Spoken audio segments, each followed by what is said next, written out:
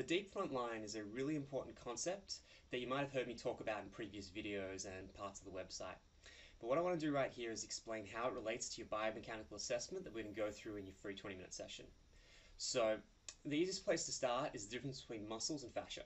So muscles are individual units. So I have a hand muscle, I've got a forearm muscle, I've got a bicep muscle through here. Fascia is a web that connects muscles together. It's like a sausage skin that the meat of the muscles live in.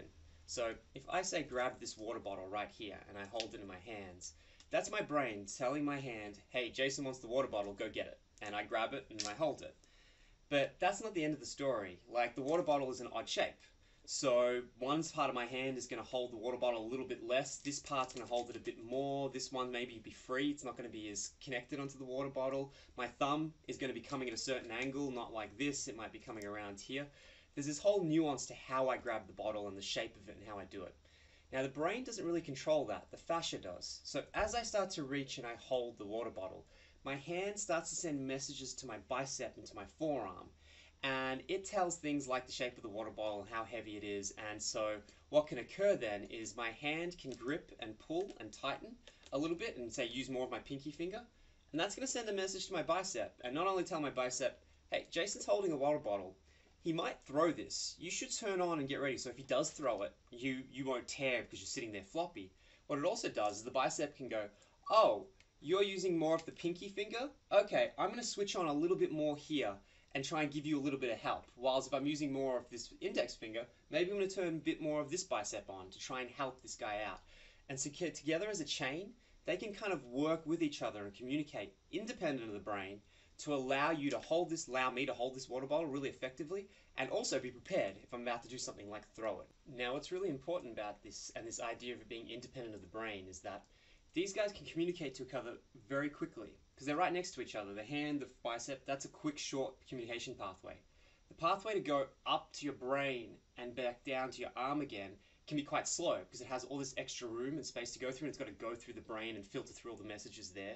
So if you're depending on your brain to get through those messages and not your fascia, you're going to have a delay and a lag time. And in that lag time, maybe I don't get enough grip on my fingers and then the bottle kind of slips a little bit and then I have to over brace and really clench the whole hand.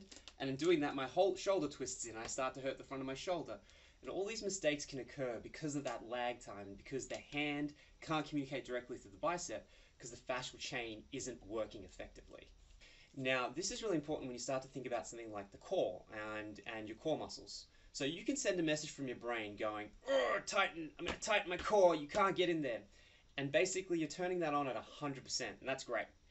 But what does that mean for the more nuanced movements like running? If you tighten the crap out of your core and you try and sprint or you try and run, it's not going to be particularly effective. And what you're going to see in the testing I'm describe to you in the session is how the nuanced activation patterns that you require from your core to allow the pelvis to rotate effectively isn't present. And that one of the major issues for your body is not that you're weak, it's that you don't have the coordination and the complexity in your fascia to engage the core in different ways to allow your pelvis to move. Because essentially we're seeing that lag time, we're seeing that period of time where because your fascia is not communicating fast enough, you're having to send messages from your feet all the way to your head and back down again to your core, and it's just taking too long to get your core and your to stabilize correctly and control your pelvis.